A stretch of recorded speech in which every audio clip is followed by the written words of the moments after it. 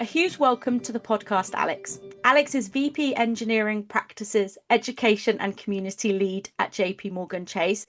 You also describe yourself as a creative technologist. You take part in lots of community initiatives and events, which I'm so excited to dig deeper into with you. You're a conference speaker and you are an all-round lovely person. A huge thank you for taking part today and welcome to the podcast, Alex. So how are you doing today? I'm super excited to be here. Thank you for the wonderful introduction. I feel much better now that you did that introduction. It made me feel really good. Yeah, I think like it's amazing to be here. I've been with codebar in one way or another for I don't know, like 8 years maybe longer. I can't actually remember when we met. I'm super excited to finally be here and have a chat with you.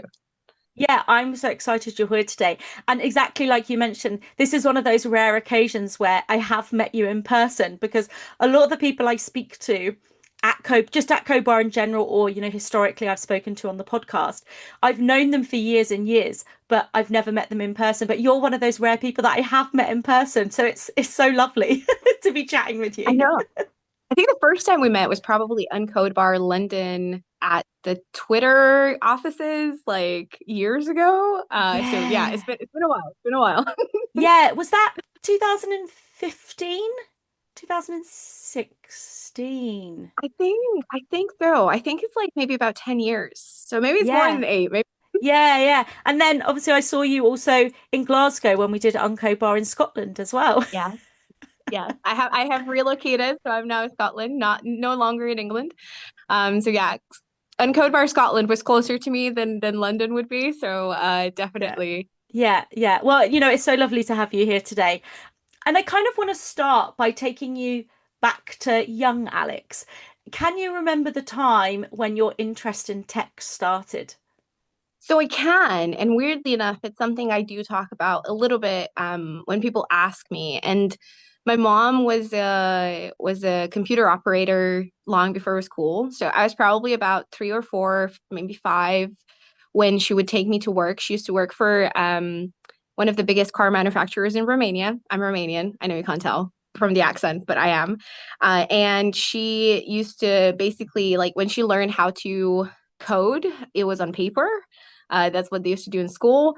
And then she actually ended up having like this computer at work, and she used to do accounting and like ordering and all those sorts of stuff for like the car manufacturer.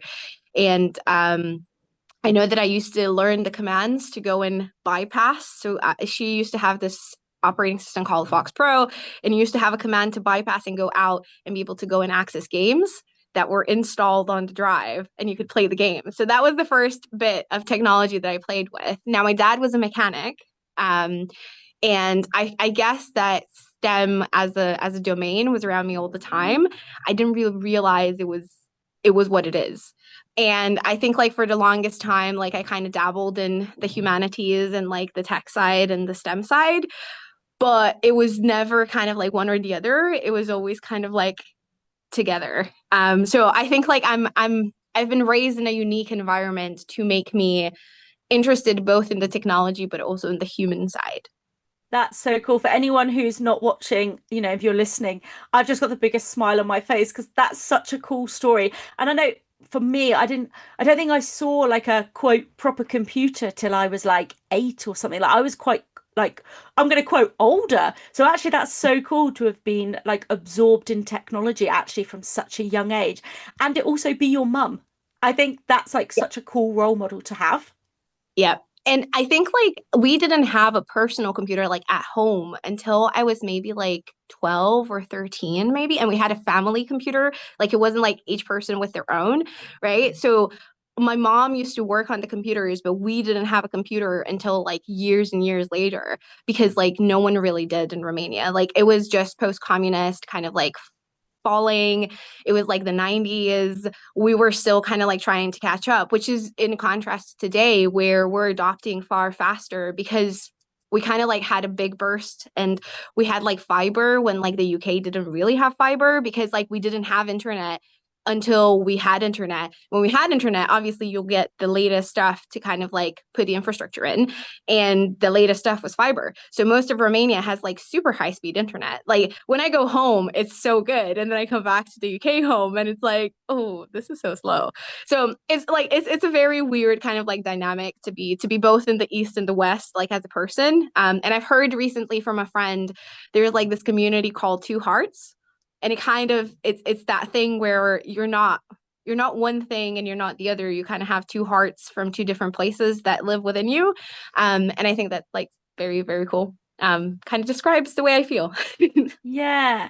And you like you say it's and actually starting with fiber must have so does that, and sorry for my ignorance here, but does that mean you didn't have like the dial-up internet? Like, do you remember when you had to like unplug a phone line and then like Yeah. plug in the internet and then no one So else in your house could like use the phone? Like, because I remember we had our family computer was just like in the front room, and I remember then my mum being like, "You've got half an hour, and then I need the phone yeah, back." So, and yeah. again, sorry for my ignorance, but does that mean you didn't have that? We we had it for a very short period of time. I think Okay. maybe for a year. And then like they started coming in and saying, hey, would you like to transfer over to the fiber network that what they were putting in? So like we had dial up for a very short period of time before fiber superseded it straight away. And then Yeah. like everyone, like I used to live in rural Romania, like outside of a city. We had farm animal stuff, right? We like our entire street got fiber probably a couple of years after we got dial up and we got computers.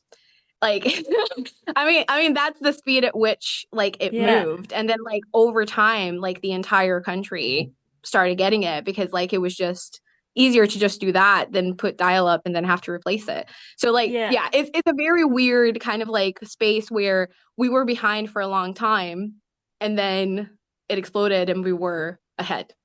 Yeah, like much It's further ahead. yeah. But it is pretty cool though. And even when I go back now, like sometimes like I look at stuff that here are taking some time, but there it's kind of like it's a clean slate. So like they're just gonna take the stuff and put it in because they can and because there wasn't anything there before maybe in that space, and they're just filling it with like the best stuff because that's what's the best right now. You know what? I had no idea of that, like that backstory. I just think that's so cool. Do you think, like, having your mum in tech, like seeing that around you from such a young age, do you think it's kind of made the person you are today different to say, like, let's say someone like me who didn't see technology actually for quite a while? Do you think what kind of influence do you think it's had? I think it had a big one. I think it basically taught me to be curious and to keep learning from like a very young age. And my parents always like taught us how to fix things. They taught us how things work. They explained to us. I think the education system in Romania, probably a lot of my Romanian friends would disagree. It's hard, but it teaches you a lot. So you come out of school if you really study and you care about it as a very well educated, well-rounded person. Like we have 14, 15 different subjects a year. We have like 8 hours of school a day where you're basically studying and then you have homework for the next day. And like you're doing maybe 5, 6 different subjects in a day, from maths to biology, chemistry, Romanian, English, French. Like you don't get to choose until you get to high school. And that's when you kind of like go, do you want to go math? Do you want to go tech? Do you want to go sciences? Do you want to go humanities? But even then, you still have like 10, 14 subjects that you continue to do until you graduate high school. So like it's a very different educational system where like they offer you a very broad education and you're good at a lot of stuff. And then you kind of like specialize into what you want to do. And I think like that's very different. And I think that's in addition to how like my parents raised me and like how they set examples to what kind of human I need to be. I think the educational system, if you really want to like take advantage of it, you can become such a well-rounded person where when you finish high school, if you really care about that, like you then start to see the connections. You start to see like why you had to learn geography and history together and like culture and like civic duty and like all of those things. And like you look at them and you're like, oh, now it makes sense. Like I now understand why people went and settled next to bodies of water, and then like those populations grew, and now one of like the most important cities are either on rivers or on the coast, or like why people took decisions and settled the way they did, or like why they decided to build the railway system they did, or like things start to click and you're like looking at the world differently, because like it's like, oh, okay, now it makes sense. Like I can see the invisible threads between like the stuff around me. But if you don't care about that and don't really study about that or learn about that, you're kind of just be like, oh, I learned how to do this, or like I passed my exams, I'm good. But you missed out on but this will help you understand the world and like how things work and why we do things the way we do them. And I think like that goes back to like who I am today and how I learn and how I work and how I like contribute to my team, to, like my community. Like it has shaped how I see the world. And I think if you don't have the curiosity and the learning and like that kind of environment and drive, you're missing out on a lot of life and the world, I think. I think something you said there is really important. Actually, knowing the why, I think, is really important because, I look at my education and there were some things, like let's take history, for example. Like, I absolutely used to hate learning history at school because I just didn't see the point. I was like, I don't care what was happening back then, but take me to now as an adult, and let's say I go to Berlin. I find it so fascinating, and but at school I never felt like that, and my education, it kind of didn't instill that curiosity and like that why. And I even remember a particular situation where I can't remember what they called it, but I always just remember it's a Wednesday afternoon, and basically the girls and boys got split. The boys did bricklaying, the girls did hairdressing. And bearing in mind I did go to like a very like community school, like, but I remember saying to my teacher, I don't want to do either of those. Like, I would honestly rather do the bricklaying than the hairdressing. Like, can I do that? And they were like, no, no, no, because you're a girl. And so that was the only option that I had. There wasn't many other options to do anything else. And I think it's so good that you got to like do all these different subjects because, like you said, like curiosity is so important. Like, even going into being an adult, I think anyone who is curious, you want to learn more. I have it with my nephew. He's 6, and he always asks why. He's like, but why are you doing that? Why are you doing that? And I love him dearly, and sometimes it can be really frustrating. But then actually, I kind of tell myself just take a step back and say, actually, Kim, like that's actually a really good skill to have, and he should be asking Yep. why. Like, he's exploring the Yep. world. He's being really curious. Actually, shut up, Kim. Like, stop telling him to like stop ask questions, like actually like encourage that. And so I think it's so cool that like that was actually encouraged from your education and your parents, because to be in tech you have to be curious, you have to enjoy learning. It's one of the things that I say to all the junior developers, anyone entering tech that I speak with. I say you have to enjoy learning because tech is always changing, so you may be learning something for a while and then that framework changes, that library changes, or you get moved Yep. internally and then you've got to learn a new programming language. And so yeah, I just I this is a really long way, mate, basically of me just saying like I think it's so cool that actually that wasn't like distilled into you from such a young age from your education and your parents. Yep. Yeah. And I think like that's made me who I am. And I will tell you, like, we can talk about this a bit more as well. Like, I changed my mind so many times about what I wanted to do and who I wanted to be. And not only that, but if you asked Alex 20, 30 years ago what she thinks she'll be, I would have had no clue what I'm going to end up doing. Like, some of the jobs that I did not exist like when I started school or when I started uni, and I finished uni and then I went to into jobs that never existed before, right? So like I changed my mind so many times, and I think like that curiosity and learning is what helps me adapt and adjust and kind of like keep iterating and keep figuring out like what is it that I want to do, and getting closer and closer. I'm also like I did in my high school, I decided to go for humanities, and that's where I kind of like learned English because I did like bilingual English. And like I had 4 different foreign languages, including like French, Latin, English, like Romanian. Like it was like a lot. But then I finished and I was like, actually, I don't really know if I want to do this. So I'm gonna leave Romania. I'm gonna go to the UK. I applied to like the most random choice of universities. Like they were all different. Most people apply for the same course at different universities. Alex did not. Alex went a bit cuckoo, and like I applied for agricultural technology. I think it was in Reading or something. I applied for criminology at Southampton. I applied for business management somewhere else. And then I applied for business management and media publishing, which is the degree I actually ended up doing.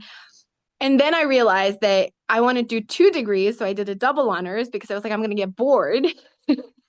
Like it was like I could not make up my mind because I was just like, but like there's so much, and like you're asking me to choose like one subject, like that just sounds boring. Like It's a I'm big not commitment.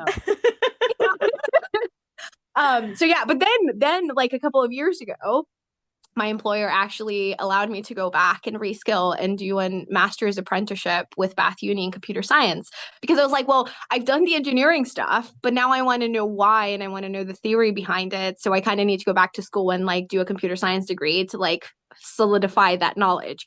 So like I am probably the most like loopy loop of a career journey that you're probably gonna meet. Um I love that criminology was one of the options. I'm intrigued. Why criminology? it just sounded really interesting. Like I Yeah. really like the only thing that prevented me from doing it was the fact that I then started thinking about my job prospects when I finish. And a lot of the roles, you have to be born British to be able to go into the roles. So Okay. I actually realized that it's probably not a good career trajectory for me. Mhm. When I was even younger, before I finished high school, I wanted to go into like like digital accounting and like forensics. Very niche, very weird. I don't know why I decided that. And then like criminology sounded like it might be something that I could potentially do. But then I started looking at, okay, so what do you do after? Because I'm a planner and a warrior. And then I was like, yeah, actually, probably not a good option for me because I probably won't get a job after I finish. So I went back to business and publishing, which was like the kind of like the business, kind of like maths, accounting side, but then publishing was like the digital creative side. So like it was like a bit of both of my world, which is why I'm like a creative technologist because I like the tech, but I love the humans and I love like the creative part. So like it's a mix. Yeah, it's a really good mix. And actually, you've touched on that role, which is something I want to talk to you a little bit more about because I think the term creative technologist is really fun. It was my title when I was at Stylist, I think about 10 years ago. So in and everyone kind of also defines it slightly differently. I think when you say to someone they're a creative technologist, it is actually really broad. So I'm really interested to know, like, what do you define that role as? Like, what do you see it as? It's a little bit tricky for me because it's been morphing over the years, but it does include an element of, I guess, design. It does include an element of technical expertise. So, like, in terms of understanding, like infrastructure, understanding networking, understanding cloud, understanding how software engineers engineer, understanding like the software development lifecycle and pipelines and tooling and developer experience and like all of those things. So, like, you do need to be good at tech and understanding and having reasonable understanding of the landscape and like what it actually means, more so specifically for your engineers and your company. But I think at the same time, it's about a little bit of the human connection and element. So, like, you're a connector, you're a navigator, and you're a creator. So, most of the time, you're going to be someone who's looking at solving problems or engaging or educating, kind of like the engineering community or not engineering community, potentially customers. I think it's a little bit more, for me, it's a bit between kind of like the content creator, community manager, and developer like relations advocacy part, with the added kind of like foundation that you kind of need to understand the tech and you need to be able to have technical conversations with the people around you. So like you might not be a hands-on day-to-day engineer, though with like all of the tools and AI advancements, even if you don't have the time, you could still be programming and coding, developing stuff with those kind of like partners, without having to spend like 8 hours a day writing code, which most engineers don't get to anyway because they have meetings and other stuff. So, you know, but I think like it's that combination of skills where you need to be able to be creative in how you're solving the problem, communicating the problem, partnering with others. Like, how are you looking at the bigger picture? How are you looking at the future? How are you understanding, like, okay, how do I get people together to make an impact and to get the outcome we need to get to? So I think like it's a mix.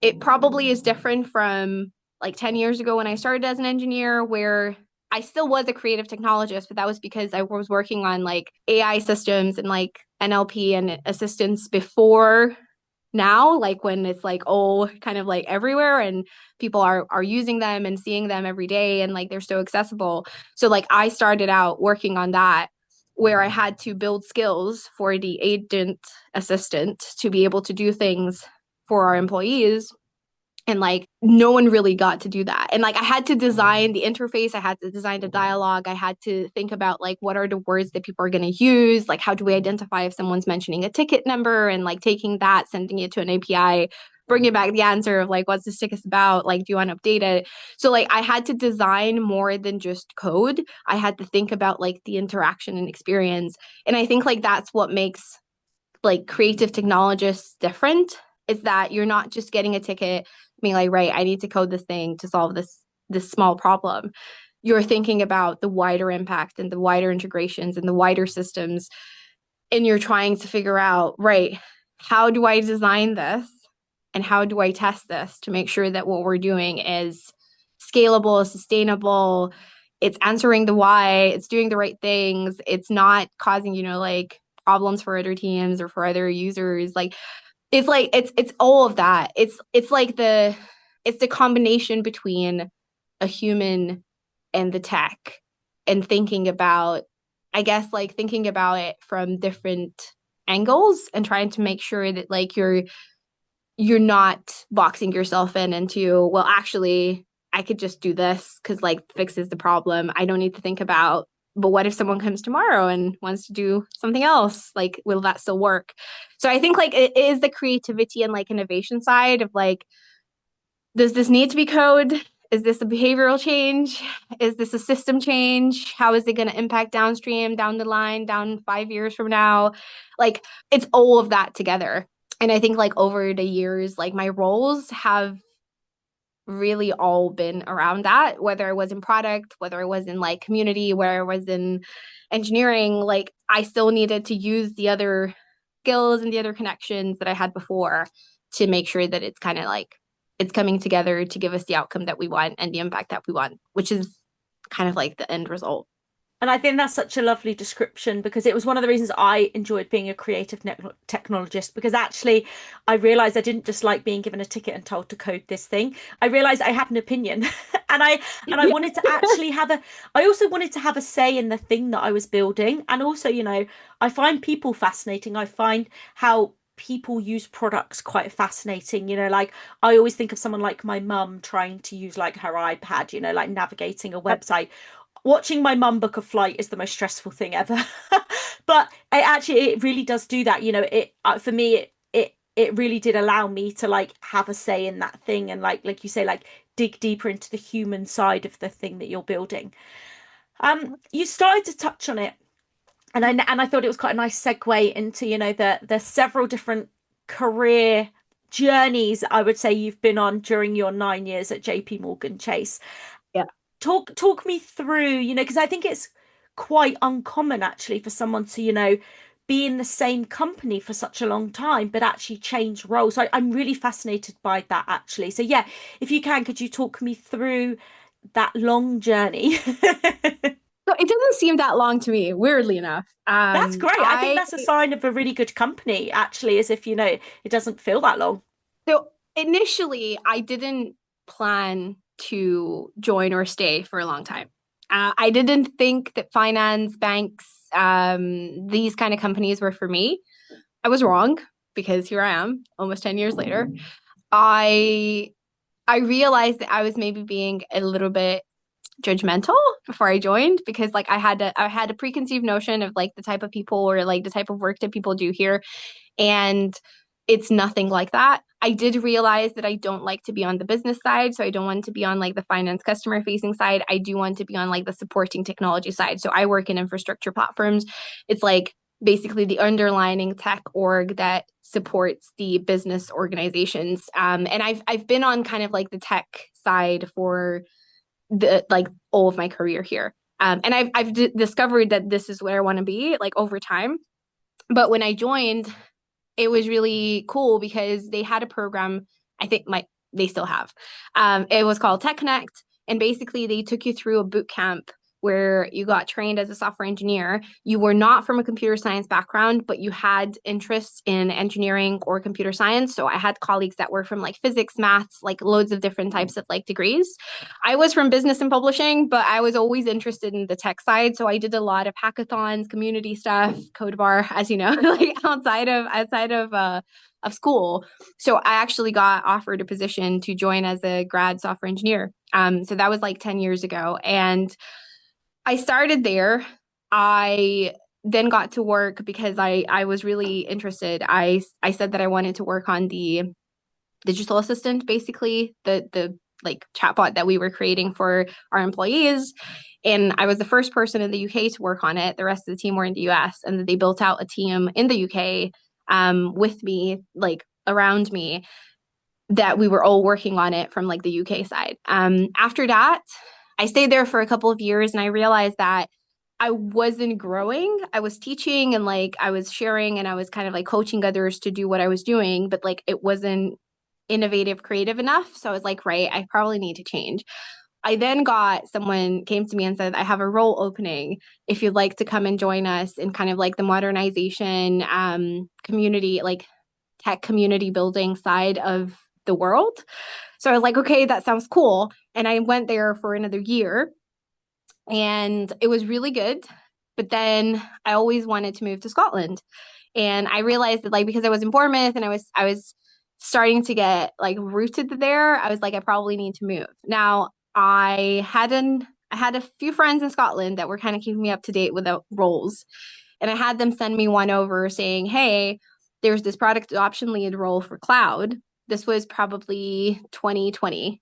Actually, it was 2020 because I had my interviews during like the week of COVID lockdown when they announced that we're all going into lockdown. Wow, So I okay. went to interviews, passed the interviews. They really loved me. I made like an internal portfolio with all sorts of stuff that I worked on that they wanted me to do. So they wanted someone who was a creative technologist who did like the product side, the customer side, but also could do the tech side, could do the design side, like that kind of stuff. And I was the first person hired to do that role because public cloud at the time was kind of like emerging and we're adopting. So like they needed someone to basically focus on how do we streamline the adoption process internally for our developer to kind of like start adopting public cloud. Then I stayed there for 5 years. I grew my team, actually became a manager, got promoted several times. And I basically built like a platform content management team and like marketing for like our platform. We partner with like 80 different product teams. It's pretty big. I think by the time that I left, we had probably like 1,500 accounts on public cloud, which was my job was good job. I did it well. And Yeah. then basically I knew it was time to move on because like I taught my team everything I could. I was really proud of them. And I was like, right, you don't really need me. So I'm going to go and find something else to do. And you can step up and kind of like keep on doing what you're doing. Like, one of my team members actually got promoted a couple months ago. So I was really proud of him. So like, I did all I could do. And now it was time to leave them and let them grow on their own. And I moved back to the engineering side. So in engineering practices and kind of like, I'm now back into the engineering part of our world where I look at kind of like the education and community, like how are we adopting tools, how are we modernizing, how are we like doing all the good stuff that our engineers should do, and how do we make our engineers' lives better. So it's kind of like it's kind of come full circle to like where I was before. I'm back in engineering where I started 10 years ago. So yeah, but I have way more friends, way more knowledge, way more like things that I messed up under the belt and how to not mess them up again. Like, yeah. So it's been a pretty cool journey. And so much experience as well. Like, I think it's so cool to be able to like take a part in all these different areas of like one company. I think that's really fascinating and actually quite rare. Like I said earlier, like people don't often get those opportunities. And also, like you say, to be like, do you know what? I've actually done everything I can in this team now. I'm going to try, like, I'm going to find something else. It's also really cool that, you obviously had people internally like completely backing you and saying, right, yeah, like let's do something else with you. Like, I think that's really rare and yeah, pretty cool. Don't get me wrong, like I did feel guilty about leaving my team because I hired every single person in my team, whether internally or externally, and I Yeah. built my team over like 4 or 5 years, and none of them left. So all the people that I hired across the years were still there when I decided to leave them. So like Wow. I did feel like, am I a bad manager? But they were like, no, like we're so happy for you. Like you're going to do Yeah. something cool. Like we're gonna be fine. Like don't worry about it. And I think like that made me feel less guilty. But like when I was thinking about the decision, when I was thinking about I want to do something different and I want to go somewhere else and I want to find someone I want to work for and do some very cool stuff, which is my current boss, it was like it was I did feel really guilty and I was really, really trying. I was like, if my boss told me they're going to do something else and they're excited about it, I would be super happy, over the moon for them. So then like I was trying to convince myself of like that is probably how my team will feel. Like they're gonna be sad because I'm leaving them, but at the same time they're gonna be happy for me and they're gonna have more opportunities. So I was kind of like coaching myself into not just staying there because I felt bad that my team might be sad that like I'm leaving them. And I never wanted to be a manager. My previous manager kind of pushed me into it because she's like, you can't keep on doing what you're doing by yourself. Like you need more people and you'll need to hire. I know you don't want to be a manager, but you probably should try. And usually she told me that like people who don't want to be managers or are afraid they're going to be bad managers are usually the people who are going to be the best managers because like they're afraid of failing people or like letting them down. So, like it's been a journey. I wanted to go back to being more of a builder than like a manager and spending more time kind of like working with people, doing stuff together, like being hands-on, which is why I decided to go back to engineering because it was like, I feel like it's a good time after 5, 6 years, like to come back. I think it's also good because I have really good connections and like collaborations with the product side. So like I can be the navigator, kind of like the person in between to kind of like bring them together. Because sometimes, like it's difficult to be like as much as you don't want it to be, like a lot of the times there is an us and them, like, oh, I'm an engineer, you're a product person, or you're a designer, or Yeah. but I think like because I've been in many of the tribes, like they trust me to be honest and truthful and like bring them together. And like if I'm saying, like this is a good opportunity, we should partner with like the product side or the engineering side or a tutor side, like people do kind of like trust me that like I wouldn't say that just because like I actually do believe that this is a good thing. So Yeah. yeah, it's a blessing and a curse because then also people come to you and they're like, hey, can you help me with this? Maybe, yeah, let But me see. it's like I said, it's all that experience, and knowledge that you're bringing now. You have knowledge in all these different areas now, which is so so valuable. And I think one of the things you said about, one of the reasons why you wanted to go back also to engineering was for like the people side of it and also like the community side. And actually, you are such a huge advocate for like communities. It's how I met you. I know you're involved in so many things in Scotland as I in Glasgow, and I know how much they mean to you. Yeah, can you talk me through, some of the community stuff that you do outside of work, because and inside work as well, because I know it's quite a lot. So, inside of work, I am one of the co-leads for the product management community practice, which is quite funny because now my job changed 2 days ago to software engineer. So, like, it is the most ridiculous thing that like I'm co-leading the PM community, but I'm a software engineer. But that is my life. Like, I do not have a necessary like it's not there's no label that can contain me, I guess. And like I do a lot with our Ignite communities of practice, which are a big thing for me and for the community. They're actually started in Glasgow probably about 10 years ago when I joined. I started the community in Bournemouth when I did join because I thought it was such a good thing. I do quite a lot with like the UX community externally. We had just had a meetup like it was really, really good. And I'm actually speaking at their conference in May in Berlin, funnily enough. So like I do quite a lot. I do try to keep like maybe 2, 3 conferences a year so I don't overwhelm myself like externally. I have a couple of programs and communities that I dedicate time to internally. So like I do try to be pretty mindful of like, right, I probably can do 3, and like the rest of them I will offer them to other people and say, hey, I know this great person, I can't do it, but here's the person that could. And like I'm helping them boost their career, like maybe people are looking at some opportunities. So I'm trying to kind of like share and extend my privilege to other people. And then Women Tech Makers Scotland, we're having a celebration conference this Saturday. I'm doing the speaker call for paper management, like for that. And it's been this morning, I was sending emails to people being like, hey, like you haven't added your slides yet. We need your slides to send them to the sponsors and the hosts. So yeah, it keeps me grounded, and I think like it also keeps me like it keeps people finding me approachable, because I feel like with time and with like promotions and roles and stuff, like sometimes people feel like, oh, like I can't bother you or I can't talk to you because like, like you don't have the time. But I think like because I show up and I do quite a bit for the community, like that opens up again like those channels and honesty and trust and communication, because like people see you showing up and they see you caring, and like that's a big deal, whether you think about it like in terms of your like professional career development opportunities, whatever, right? But more than that, it's about like the humans and the fact that I am so excited when people like message me and they're like, hey, the job, like we talked about, or you coached me for, or the mentor that you told me, or like I wanted to do this thing, but I didn't know how to ask. And then we had to chat and then it kind of worked out. Like those are the things that keep me going in the days where I'm just like, why did I say yes to like another thing? Yeah. And I think like people don't understand how much good energy and like thoughts and uplifting kind of like of your soul happens when other people tell you the good things that are happening, because you spend 5 minutes, 10 minutes, 30 minutes like talking to them, sharing with them.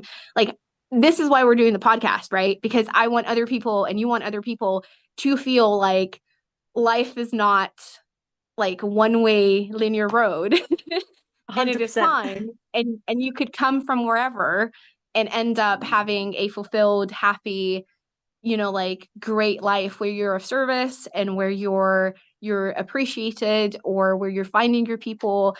Like that is why, like that's why the community is so important to me. It's not because of all of the benefits that come with it. It's because like to me a good life is a life where you've been of service and you've felt like you've done your best to make the world better for whoever comes after. Like I just think like that's what we should all try to do. Like instead of choosing to kind of like retaliate or respond negatively or think negatively. And I read this book from Mel Robbins on like the let them theory, the best thing in the world, right? Like if you can't change the outcome, or if it's someone else's outcome that's happening, just let them do whatever. You take care of what you can do and how you can control what you're gonna respond with or do or say or think, right? So like if something bad happens and you can't control it, let it happen. Like it's gonna happen anyway. Why do you have to bring all that sadness and negativity like to yourself? Yes, be sad about it, but like you will have to decide to move on because there is nothing you can do. But if you can do something, like if someone pushes you on the train, instead of turning around and being, I don't know, mean, just be like, sorry, you okay? And that's going to make them disarm, because they're like, oh, I was expecting someone to be grumpy and like shouting at me, but you're like, you're nice. And that's going to make them be nice. And it's Yeah. like a chain effect. So I think Yeah. like that's the reason for community. It's like if you can bring goodness to the world and put goodness into your community and help your community feel appreciated and feel like cared for, that's your job done. And community could be 2 people, 5 people, 50 people, 100 people, right? But if someone has a good experience, leaves happier, leaves feeling better or more positive or more optimistic about the future and about today, I think that's enough for me. Job done.